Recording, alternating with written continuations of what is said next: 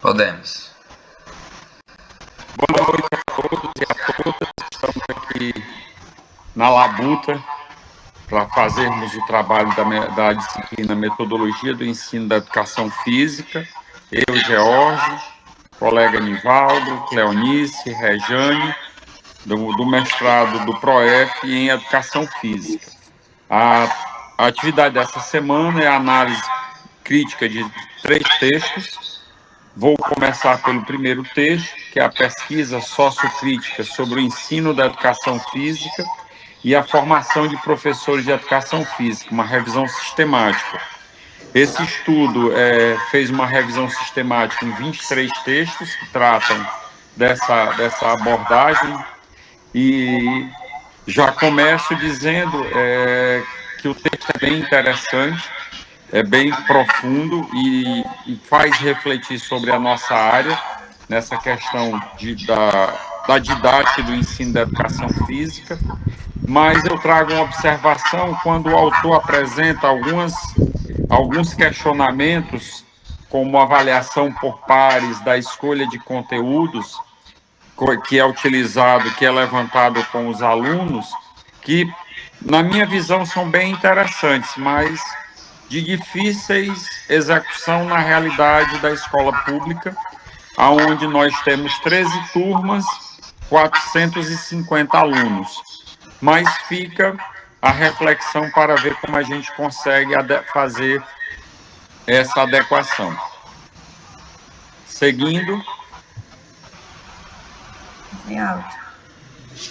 Pronto, eu concordo com o George quando ele cita a questão dos desafios, né? O texto é bem interessante, porém, para nós ainda é desafiador, pelo pouco tempo que nós temos com os alunos e o nosso espaço de trabalho, muitas vezes, não facilita a comunicação por ser aberto e a gente precisa traçar novas estratégias para poder estar conversando com os alunos. Então, esse texto, ele também me chamou a atenção, porque ele nos estimula a problematizar sobre o que está por trás das práticas corporais. Achei bastante interessante e nos desafia a colocar essa prática no nosso cotidiano. O que me chamou a atenção, né, do texto foi sobre a predominância da pesquisação, que é justamente o que nós realizamos no cotidiano, os professores do cotidiano, né, fazendo essa pesquisa. E também, né, que é o que nós estamos fazendo agora, né, na formação com o PROEF, que é justamente essa de a gente estar atuante na escola e poder fazer essa pesquisa. E a questão da necessidade da produção acadêmica no Brasil, né, a gente precisa realmente melhorar por essa questão sociocrítica, né, que o Paulo Freire é um dos pensadores, uma das referências, né, e realmente ainda tem poucos estudos no Brasil sobre ele. Poucas pesquisas, né, na verdade. Os autores, quando citam mais os de fora. Os pesquisadores, né, citam ele de fora, mas os brasileiros não citam muito. E outro aspecto que também é positivo é que a metade dos pesquisadores já são mulheres, né, mostrando a questão do gênero, que já está melhorando, né? Sim. No texto eu noto que o autor, né, ele começa embasando pelos autores de base, de fonte, né? Ele cita a escola de Frankfurt, Paulo Freire, e ele mostra os benefícios, né, de uma abordagem sociocrítica na educação física, né, em contrapartida a uma abordagem tradicional. E eu noto também que ele mostra alguns argumentos interessantes que, mais que alguns professores se digam sociocríticos, esses professores às vezes têm dificuldade, né, de elencar, de explicar de fato o que é um sociocrítico. Ele traz um diálogo ali com a questão pós-moderna. Eu não entendo se ele está concordando, criticando, mas ele aponta o quanto é importante a gente trazer temas da atualidade, né, para a nossa ação docente. E ele usa um termo muito interessante, que é a ética do cuidado, né? A gente não se sobrepor ao aluno de modo dogmático, sempre colocar ele no centro do nosso processo de ensino.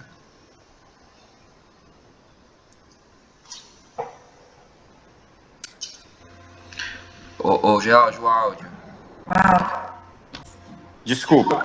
Então, dando continuidade, temos o segundo texto, que trabalha a formação de professores e didática para o desenvolvimento humano, que dá uma complementaridade ao primeiro texto, porque ele já traz essa perspectiva da sociocrítica como dentro do trabalho da formação de professores, né? E eu destaco de uma parte do texto que ele coloca que o caminho didático para a formação dos conceitos pelos alunos deve reproduzir ou recriar o caminho investigativo. Só que isso necessita que o professor tenha tido na sua formação essa perspectiva trabalhada com ele. E o que a gente pode perceber é que a nossa formação é muito carente. Nós somos muito levados ainda, dentro da nossa formação acadêmica, no fazer. E essa reflexão sobre o fazer, ele pouco acontece, né? Além da formação acadêmica, temos a nossa formação continuada, que também não privilegia esse aspecto. Dando prosseguimento, Cleonice. O texto, ele esclarece, né, que educar não é apenas transmitir conteúdo. Então, ele tem essa preocupação com a didática.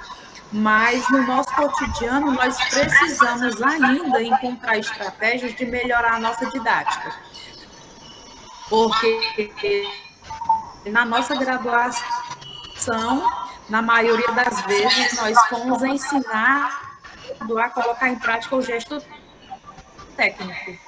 Então, para fazer, nós ainda temos dificuldade com como fazer, como colocar isso no dia a dia do aluno de forma que ele se apaixone pelo que ele está fazendo. Então, mesmo a aula de educação física sendo uma aula prazerosa, é desafiador para cada um de nós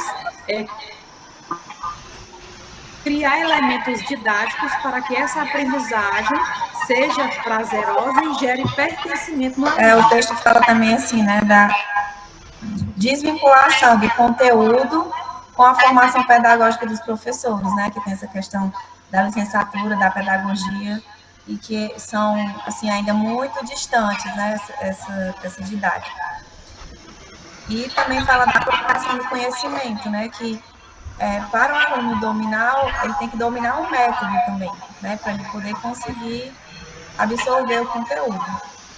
E que precisa ter uma sequência pedagógica, né, para que ele seja, de fato, esse ensino seja, de fato, completo. No autor, ele começa falando que existe o tipo de conhecimento disciplinar e o conhecimento pedagógico. Ele fala que tanto as licenciaturas ela privilegiam, né, o conhecimento disciplinar em detrimento do pedagógico. Então, o professor ele é muito dotado de conhecimentos específicos, mas tem uma dificuldade na transmissão, na didática, na pedagogização dessa disciplina, né? Ele não culpabiliza o professor, a nós. Ele explica que isso é histórico, a política educacional do país sempre, né, privilegiou e proporcionou isso, tá bom?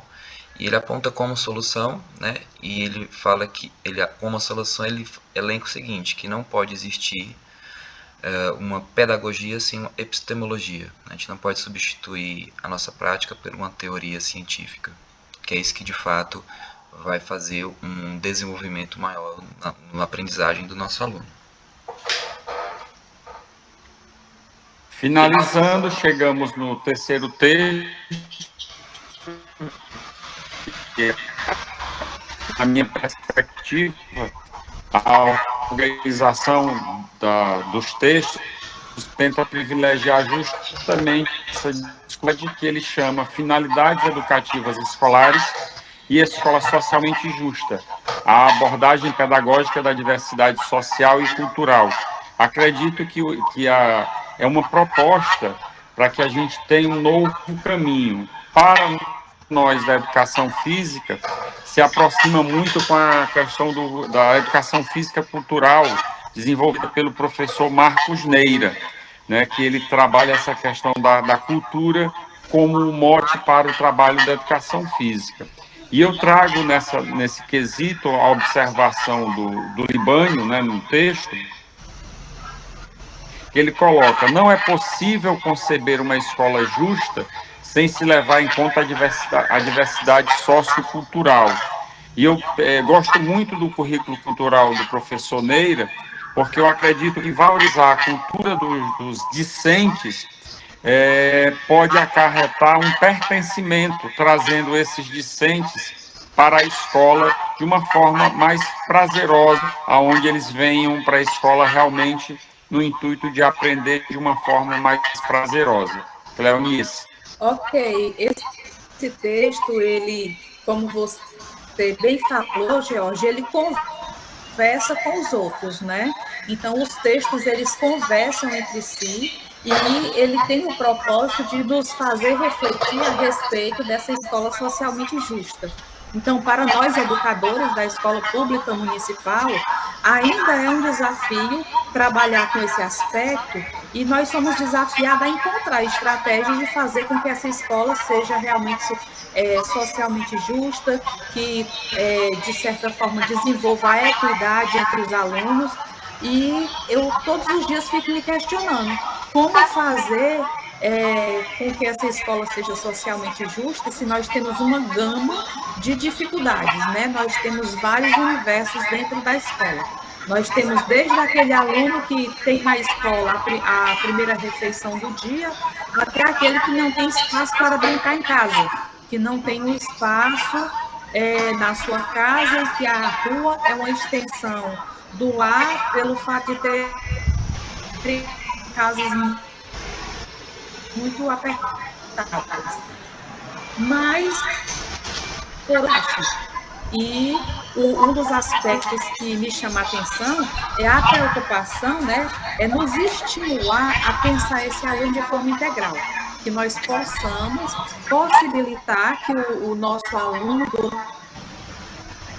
durante as nossas aulas, seja visto de uma forma integral e que a gente possa trabalhar não apenas a reflexão, mas que a gente possa incluir as emoções, os sentimentos, né, a cultura social, a cultura política, que a gente possa desenvolver o nosso aluno de uma forma integral. E respeitar também, né, as diferenças socioculturais, a diversidade, né, dos alunos para poder conseguir ensinar. E que o aluno, como já falou, né, a Cleonice, a questão do desenvolvimento humano integral, né, que é a questão da educação integral do aluno. Falar alguma coisa, Nivaldo? Sim, é importante frisar que essa justiça, né, tem que se fazer no sentido que a educação não tem que ser voltada para o conteúdo, né? O centro do processo de ensino é o aluno. Então, nossa preocupação não deve ser com o conteúdo, mas sim com o aluno, né? Muitas vezes a gente reverte essa equação e acaba cometendo grandes erros. Então, respeitar o aluno é colocar ele como o centro do nosso processo de qualidade de ensino. É isso. E assim, eu acredito que nós finalizamos o nosso trabalho de refletir sobre os textos, né? Tendo em vista a questão que nós fomos provocados de fazer uma mediação entre a questão teórica, como a gente vivencia isso na sala de fazer isso. Agradecer Nivaldo, Cleonice, Rejane, boa noite, até mais.